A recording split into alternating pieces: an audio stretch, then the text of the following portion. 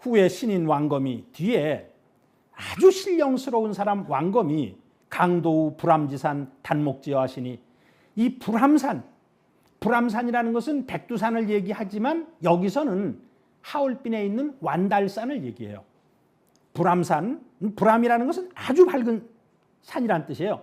불암산 단목지어 박달나무를 심은 터라는 거니까 이건 저는 이제 소도라고 생각이 들어요. 소도에는 이 박달나무를 심었거든요. 거기에 이제 기원전 2333년 전에 내려오셨어요. 우리 단군 할아버지는 기원전 2370년 신묘생이에요. 5월 2일 인시에 태어났다고 단군세기에서는 얘기를 하고 있습니다. 그래서 130살을 살았어요. 그리고 웅시국의 그 비왕으로 14살부터 계시다가 38살에 웅시왕이 전쟁에서 돌아가시자 돌아와가지고 나라를 세우고 구한족을 통일을 해서 단군조선을 세우게 됩니다. 그 지신지덕과 그 지극히 신령스러운 덕과 겸성지인 그 아주 성스러움을 겸한 어지심이 내능 승조개천이 건극하사 이에 능히 승조 하늘의 조칙을 계승하고 또 하늘의 뜻을 계승해서 건극하사 극이라는 것은 인간이 지켜야 될 표대를 얘기합니다. 그래서 이것은 극을 세웠다. 이 중국에서 지금 서경에 나오는 홍범구주를 만든 주인공이 우리 단군 할아버지예요. 그것이 홍범구주가 건극입니다. 그것을 이제 그 부르태자를 통해 가지고 중국에 전수해 줍니다.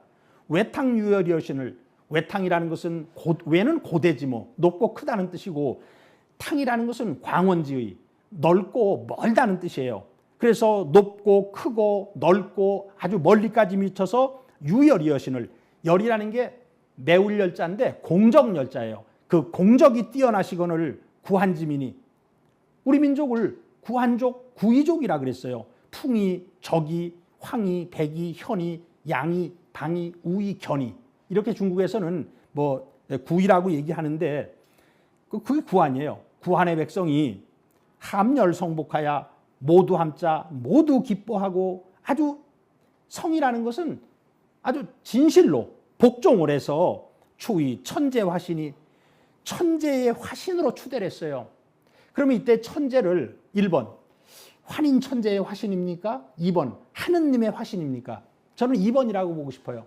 왜냐하면은 그 삼신오제의 오제본기를 보면은 모든 세상 사람들이 그를 천신과 같이 보았다. 이런 구절이 있어요. 천신과 같이 보았다. 그러니까 이것은 하느님의 화신으로 여겨가지고 그를 임금으로 삼으시니 이분이 단군 왕검이시다. 단군이란 무슨 뜻이고 왕검이란 무슨 뜻인가? 단군의 단이라는 것은 당이란 뜻이에요. 당이란 집당자. 그럼 당은 뭔가? 그 하늘이란 뜻이에요. 그래서 이 단군이라는 것은 천군이라는 뜻이에요. 천군. 그러니까 천군, 천왕, 천재 이런 뜻이에요. 왕검은 통치자의 뜻입니다. 관경을 다스리는 그런 어떤 그 지방을 다스리는 이제 그 통치자를 얘기하는 거예요. 그러니까 왕검에 대해서는 뭐 더 이의가 없겠죠. 그런데 이제 단군에 대해서는 두 가지 의견이 있어요.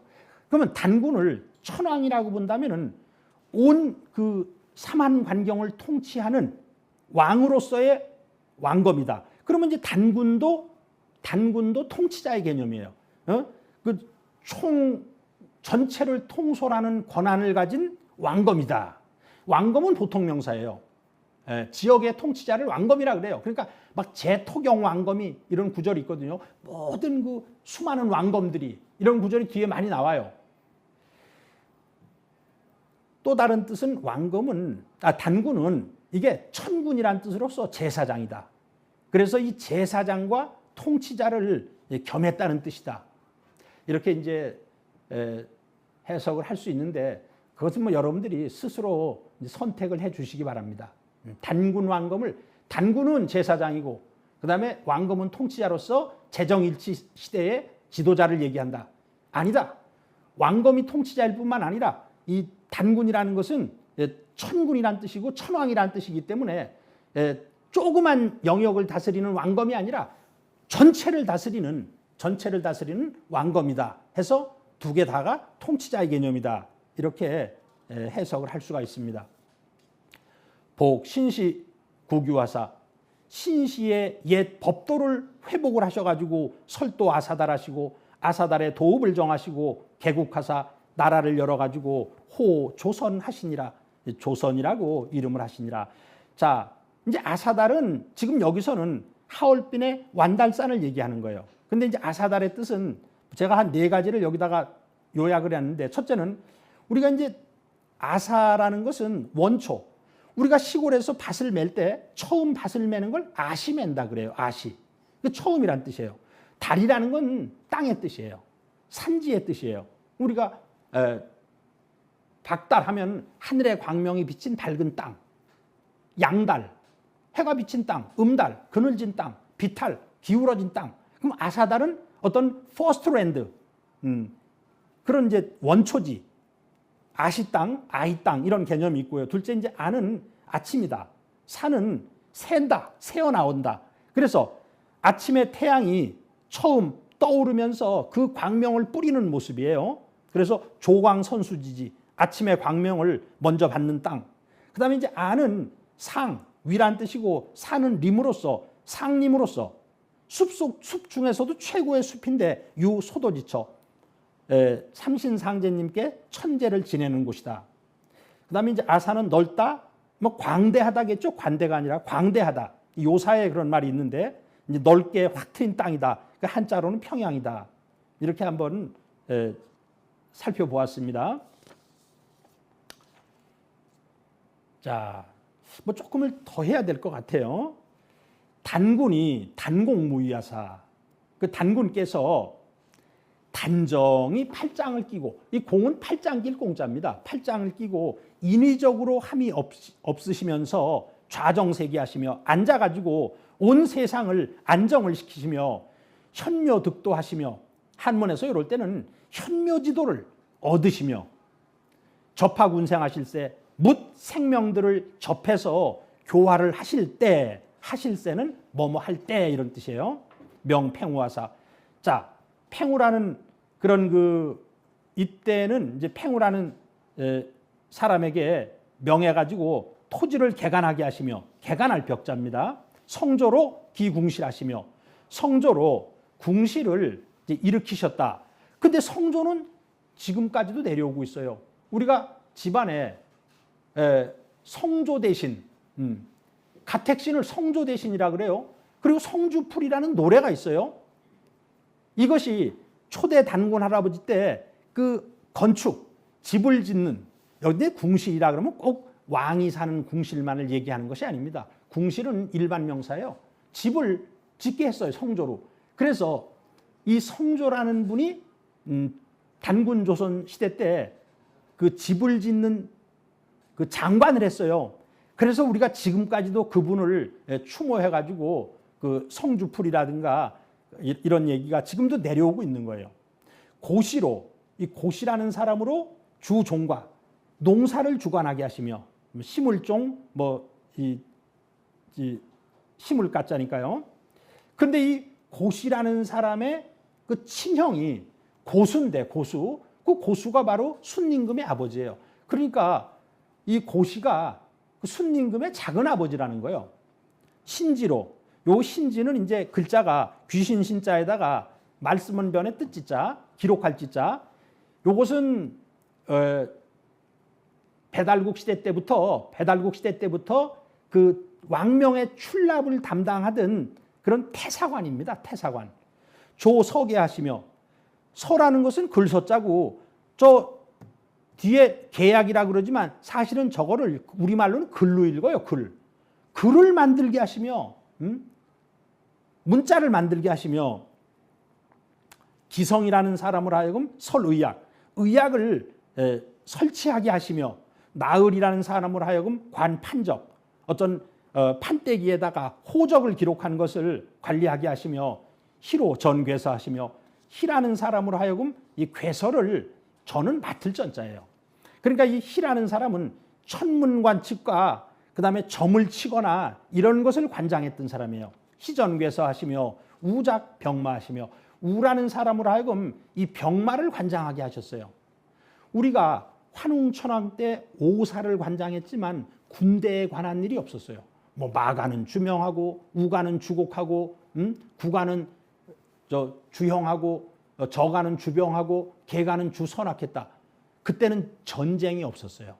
그러니까 그때는 이 군대를 맡은 사람이 없었어요. 그런데 단군 시대 때 오면은 우작병마라 해서 우라는 사람으로 이 병마를 관장하게 했다. 이때는 전쟁이 있었다는 것을 알 수가 있습니다. 나 비서갑 하백녀하사. 이 비서갑은 하얼빈이에요. 비서갑에 하백녀를 들이셔가지고 들일납자 위후하시고 왕으로 삼으시고 치자마시니 누에를 치게 하시니. 그러니까 초대 단군 할아버지 때 비단 옷을 입었어요. 그런데 그것은 역사가 더 올라갑니다. 더. 그러니까 이 비단 옷의 원 뿌리가 우리 민족에게서 시작이 된 거예요. 저 뭐 경북 대구에 있는 어떤 교수가 그 실크라는 말이 우리나라의 그 실꾸리에서 그 실크라는 말이 나왔다는 그 재밌는 얘기도 했는데요. 순방지치가 순박할 순자 두터울 방자예요. 순박하고 두터운 정치가 희흡 사표로라. 사표는 사방 끝까지 거듭거듭 흡족하게 미치더라. 그래서 이 희흡이라는 것은 중희경흡의 약자입니다. 거듭 빛이나 그 빛이 흡족하다.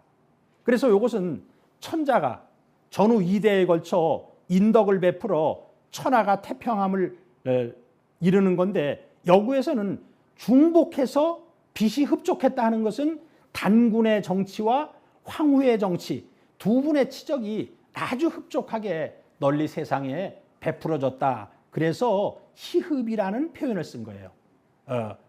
사방 끝까지 아주 흡족하게 빛이 났다. 병진 주고시에 병진년은 기원전 425년입니다. 주나라 이제 고왕 때에 개국호하사 국호를 바꾸어 가지고 대부여라고 했어요. 기원전 426년에 단군 조선 2096년의 역사에서 가장 큰 그 우화충의 반란 사건이 일어납니다. 그래서 그 구물 장군께서 그 우화충의 반란을 평정을 해요. 평정을 하고 추대를 받아가지고 44세 구물단군이 되는데 구물단군이 되면서 국호를 대부여라고 바꿔요. 단군 조선의 세 번째 나라죠. 자, 백악으로 백악산 아사달 이것이 장춘입니다.